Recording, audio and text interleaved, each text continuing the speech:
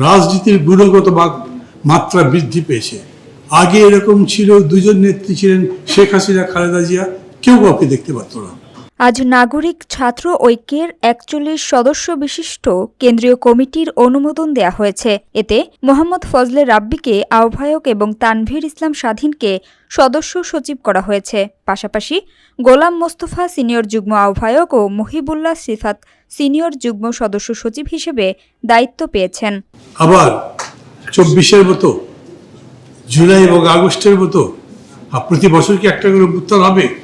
প্রতি বছর কি বিশাল বিশাল বিপ্লব হবে, পরিবর্তন করবে? নতুন কমিটিতে আরও কয়েকজন যুগ্ম আহ্বায়ক ও যুগ্ম সদস্য সচিব সহ বিভিন্ন পর্যায়ের নেতারা অন্তর্ভুক্ত রয়েছেন।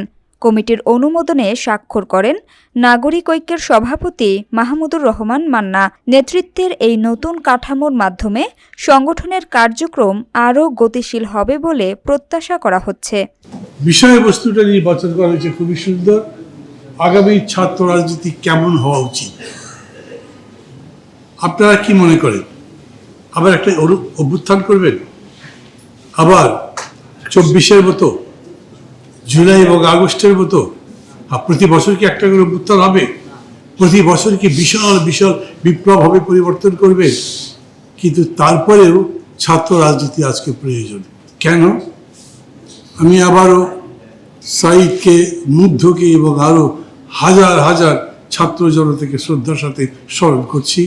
আমি এরকম খেয়াল করেছি, এই আন্দোলনটা যখন চলে, রাজপথে যখন রক্তের স্রোত তৈরি হওয়ার মতো হয়েছে, তখন তার মধ্যে থেকে একটা স্লোগান উঠেছে, আমরা এই বাংলাদেশ চাই না, নতুন বাংলাদেশ করতে চাই। আমি বলছি, আমার যে প্রোগ্রামটা মানেন, তা ধরেন আজকে বড় দল আছে কি বিএনপি যদি আমি যা বলি এটা মানে, এই প্রোগ্রাম মানে, অথবা ধরেন তাদের সাথে কথা হলো, তারা আর একটু ভালো প্রোগ্রাম আমাকে প্রস্তাব করতে পারলো এবং বললো না এইটা নিয়ে আমরা একসাথে করবো, তাহলে এটা তো ঠিক বিএনপি যদি ক্ষমতায় যায়, যার যাওয়ার সম্ভাবনা আছে, তাহলে জনগণের ভাগ্য আগামী ৫ বছরে বদলাতে পারে। না হলে তো সব আজান দিয়ে দখলদারিত্বে নামবে, চাঁদাবাজিতে নামবে, ধান্দাবাজিতে নামবে, মামলাবাজি করবে, সব বন্ধ করবার জন্য এটাই পথ। আপনার কমিটমেন্ট চাই, আমি করতে হবে।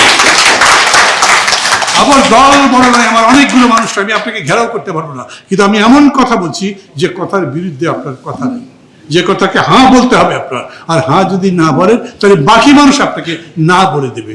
সেই রকম করে বলার মানুষ চাই, অনেক মানুষ চাই। আমি বিরাট ছাত্র সংগঠন চাই, আমার ছাত্র সংগঠন, বিরাট ছাত্র সংগঠন যদি আমার নাও থাকে, আমি খুবই খুশি যে আজকে সবাইকে ডেকেছেন। সবাইকে বলেন, ছাত্রদেরকে বলেন এই প্রোগ্রাম, আপনারা নিজেদের প্রোগ্রাম তৈরি করেন, তাদের সাথে দেন, দিয়ে একসাথে সমস্ত ছাত্ররা যদি বলে আগামী ৫ বছরে এই কর্মসূচির মাধ্যমে দেশ বদল করে সম্ভব, কোন পার্টির ক্ষমতা আছে সেটা অস্বীকার করতে পারে? কিন্তু আপনাদেরকে সেই আন্দোলন করতে হবে। তা না হলে আবার বলি, খালি মাইকের সামনে বসে বসে গালাগালি করবেন, ধমক দেবেন, দেখিয়ে দেবো অতীতের মতো, এইসব কথা বলে কিন্তু কাজ হবে না। যাদেরকে বলবেন ওরা হাসবে আর বলবে এরকম কথা সবসময় বলে, আমরা জানি এগুলো কিভাবে ঠান্ডা করতে হয়। হয়েছে না? সবচেয়ে বড় বড় স্বৈরাচারের দোষর তারা কোথায় কোথায় আশ্রয় পেয়েছে দেখছেন না? কারণ কি ওই সমস্ত দলগুলোর কোনো কমিটমেন্ট নেই, কারণ কি ওই সমস্ত দলের যারা যারা শেল্টার দিয়েছেন তারা জনগণের রক্তের প্রতি ওই শ্রদ্ধাই রাখেন না। তাদেরকে ওই অঙ্গীকারের জায়গায় যদি আমরা নিয়ে যেতে পারতাম, তাহলে আমি মনে করি আরো বড় কাজ হতে পারতো। ভালো থাকবেন সবাই।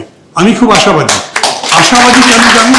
আমি আশাবাদী এই কারণে, আমি মনে করি যে যত খারাপ অবস্থা হোক না কেন, মুক্তির পথ সবসময় থাকে যদি ধরতে পারি। বক্তৃতা শেষ করে দেবো।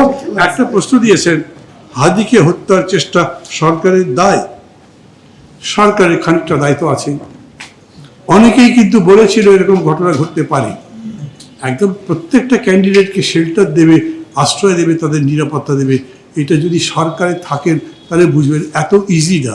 কিন্তু তারপর দায়টা তাদের যায় না। নেপথ্যে কারা থাকতে পারে আমি আন্দাজে কথা বলতে পারি, চাই না।